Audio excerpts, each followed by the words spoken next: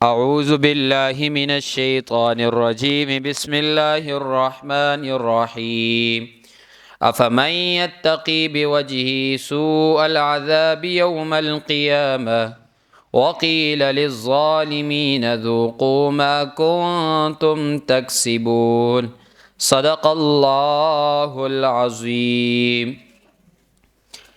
پچھلی آیت کے اندر حقانیت قرآن کا بیان تھا کہ قرآن اللہ کی طرف سے نازل شدہ ہے، اور قرآن کی یہ خاصیت ہے، یہ خاصہ ہے قرآن کا کہ جب یہ قرآن کی آیتیں پڑھی جاتی ہیں تو جو اللہ سے ڈرنے والے لوگ ہیں ان کے جسم کے بال کھڑے ہو جاتے ہیں، ان کے دل اللہ کی طرف جھک جاتے ہیں۔ ثم تلین جلودہم، ان کی چمڑیاں اور ان کے دل وہ کیا ہے، نرم ہو جاتے ہیں اور اللہ کی طرف جھک جاتے ہیں۔ اب آگے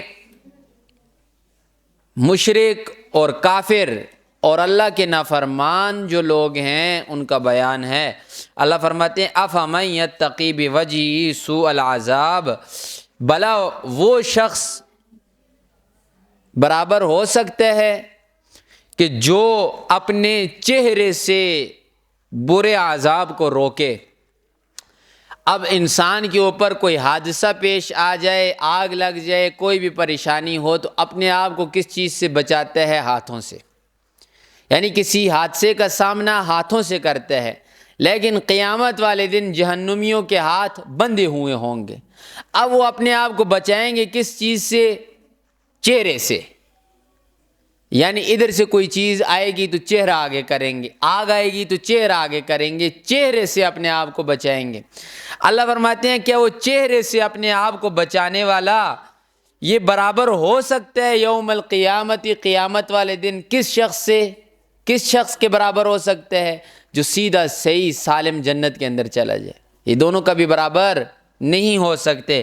فرمایا وقیل للظالمین، کہا جائے گا ان ظالموں سے ذوقوا ما کنتم تکسبون، اب چکھو نہ ذرا جو کچھ دنیا کے اندر تم کرتے رہے، جو کچھ تم نے کمایا۔ پہلے بھی عرض کیا اور پھر عرض کر رہا ہوں، دنیا صرف اور صرف اعمال کرنے کی جگہ ہے۔ یہاں پر اعمال ہوں گے تو آگے اسی طریقے کا نتیجہ ملے گا۔ ساری زندگی حرام، سود، شراب نوشی، زنا اس چیز کے اندر گزار دیں اور ہر وقت لو یہ لگائیں کہ ہم جنت میں جائیں گے، اتنی آسان جنت نہیں۔ اگر اللہ نے صحابہ سے کہا نا ہم حسبتم ان تدخلوا الجنہ، اے صحابہ میری جنت اتنی سستی نہیں، کیا تم نے یہ گمان کر لیا ہے کہ تم جنت میں داخل ہو جاؤ گے؟ ولما یأتکم مثل الذین خلوا من قبلکم، حال یہ کہ میرے صحابہ تم پر تو وہ حالت آئی نہیں کہ جو تم سے پہلی امتوں کے اوپر آئی۔ پیغمبر علیہ السلام بیٹھے تھے تکیہ لگائے ہوئے، صحابی آئے، عرض کیا اللہ کے رسول اللہ سے دعا کریں نا، آپ اللہ سے دعا کیوں نہیں کرتے کہ یہ کافر روزانہ ہمارے اوپر ظلم و ستم کرتے ہیں، آپ اللہ سے دعا کریں اللہ ہمیں حکومت دے دے، ان کافروں کو ختم اور تباہ و برباد کر دے۔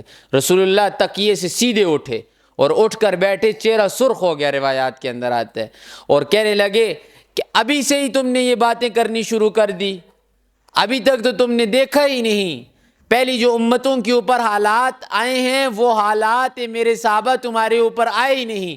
پھر پیغمبر علیہ السلام نے سنائے واقعات۔ پیغمبر علیہ السلام نے فرمایا ایسے ایسے انبیاء گزرے کہ جنہیں کھڑا کیا جاتا تھا درخت خالی کر کے، اوپر سے آرا چلا کر دو ٹوٹے کیے جاتے تھے، اور پیغمبر علیہ السلام نے فرمایا اور ایسے ایسی قومیں بھی گزری ہیں کہ اپنے نبیوں کا گوشت انہوں نے کینچیوں کے ساتھ کاٹا ہے۔ تو اس لیے عرض کرنے کا مقصد یہ ہے کہ جنت سستی نہیں جتنی ہم نے سمجھی ہوئی ہے۔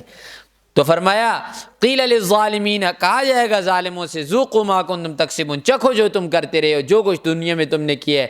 اچھا دوسری چیز، آج جیسے یہ لوگ ایمان والوں کا مذاق اڑاتے ہیں نا، پیغمبر علیہ السلام کے زمانے میں پیغمبر علیہ السلام کا مذاق اڑایا گیا، یہ یاد رکھ لیں۔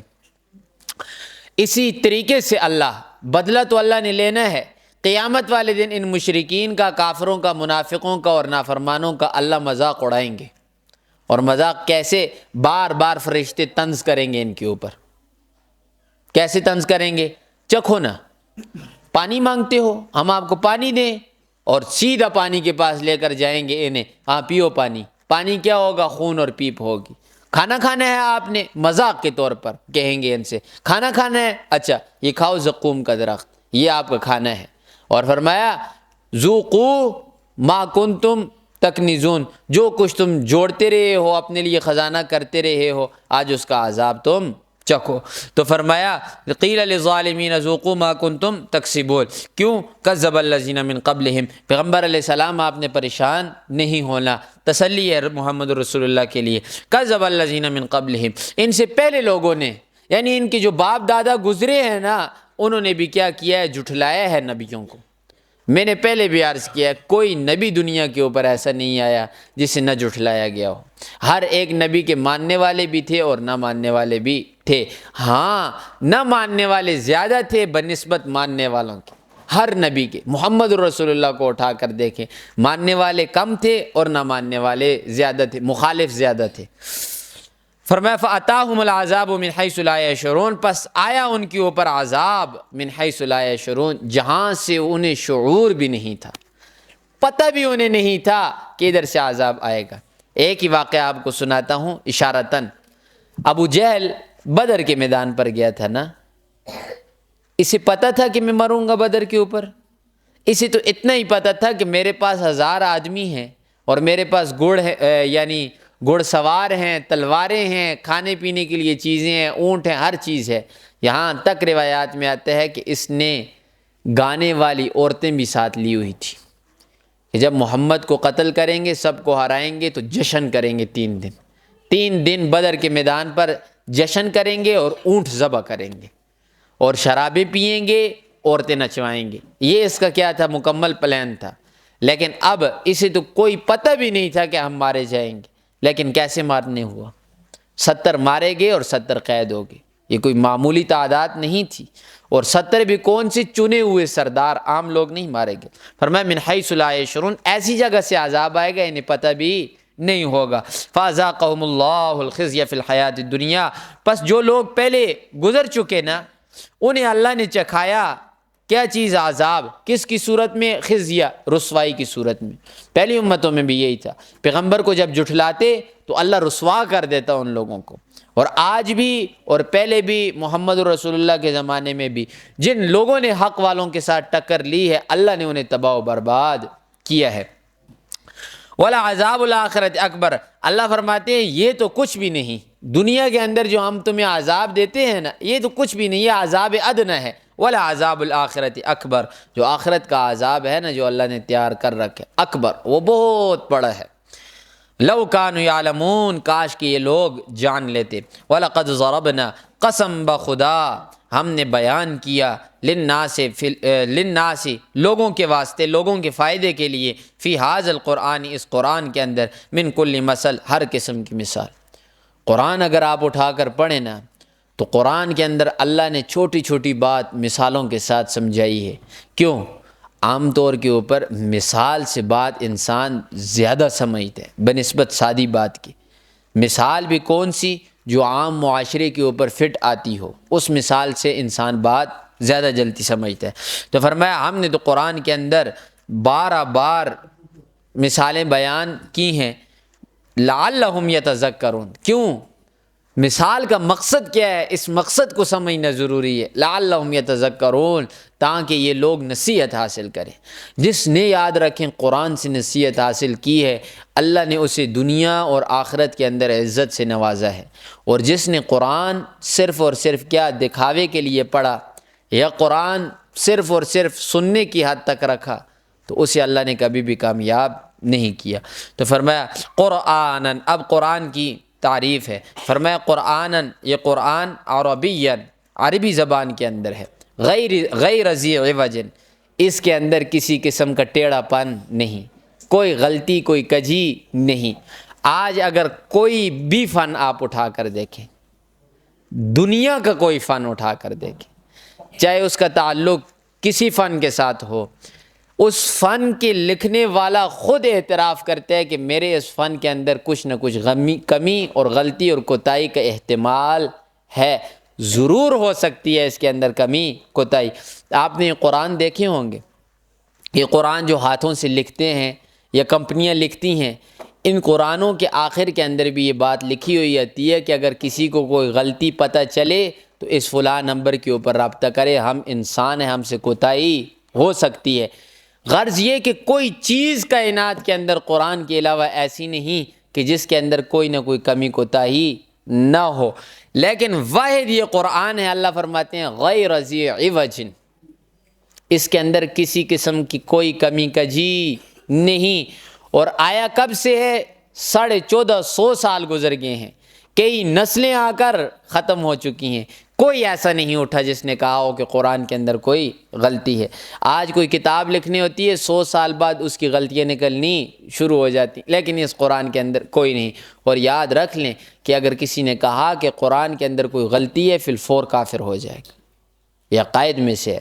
تو فرمایا قرآناً غیر عربیاً غیر ذی عوج لعلہم یتقون، کیوں؟ تاکہ یہ لوگ تقوی اختیار کریں، ڈریں۔ قرآن سے انسان کو تقوی ملے گا۔ ضرب اللہ، اب اللہ ایک مثال آگے بیان کرتے ہیں، مثال کا حاصل سمجھیں پھر آیت سمجھ میں آئے گی۔ مثال کا حاصل وہی ہے جو ہم نے پیچھے پڑھی تھی، وہ مثال وہاں پر مثال ایک غلام کی تھی، یہاں پر بھی ایک آدمی یہاں پر ذکر کیا ہے۔ اللہ فرماتے ہیں ایک انسان ہے، یعنی 2 آدمی ہیں، 2 آدمیوں میں سے ایک جو آدمی ہے وہ غلام ہے، لیکن اس کے جو آقا ہیں وہ کئی زیادہ ہیں۔ ایک انسان ہے، غلام ہے، لیکن اس کے آقا کتنے ہیں؟ زیادہ ہیں، مثال کے طور پر 10 ہیں، 12 ہیں، 20 ہیں، جتنے بھی ہیں۔ اب وہ جو اس کے آقا ہیں 10-12، وہ سارے آپس میں ایک دوسرے کے دشمن ہیں۔ غلام ایک ہے، وہ غلام سب کا ہے، لیکن یہ جو 10-12 آقا اس کے ہیں، یہ سارے ایک دوسرے کے دشمن ہیں۔ اب اس غلام کی زندگی کیسی ہوگی؟ اس کی تو زندگی دنیا میں جہنم ہے۔ ایک کہے گا میرا کام کرو، دوسرا کہے گا میرا کام کرو، تیسرا کہے گا میرا کام کرو، ایک کا نہیں کرے گا مارے گا وہ۔ اگر 20 میں سے ایک وقت میں ایک کا ہی کام کر سکتا ہے نا، تو 19 ماریں گے یا نہیں ماریں گے؟ اچھا، دوسری بات اللہ فرماتے ہیں یہ اس کے کسی کام بھی نہیں آنے والے، کوئی یہ ایک بھی اسے یہ نہیں کہتا کہ میں تیرا ہوں، وہ سارے اسے اپنی نظروں سے اوجھل کرتے ہیں۔ اور اللہ فرماتے ہیں برخلاف اس کے دوسرا آدمی، اس کا ایک ہی آقا ہے، اور آقا اس سے کہتا ہے میں تیرا ہوں تو میرا ہے، اسے کوئی تنگ نہیں کرتا۔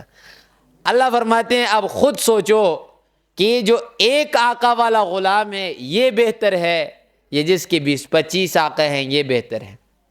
تو اب عقل مند انسان کیا کہے گا؟ جس کا ایک آقا ہے وہ بہتر ہے۔ اب اس مثال کو اللہ نے یہاں پر بیان کر کے سمجھا دیا، دیکھو جو ایک اللہ کو چھوڑ کر زیادہ خداؤں کو بناتا ہے، اس کی حالت بھی ایسی ہی ہے جس کے 20-25 خدا ہیں۔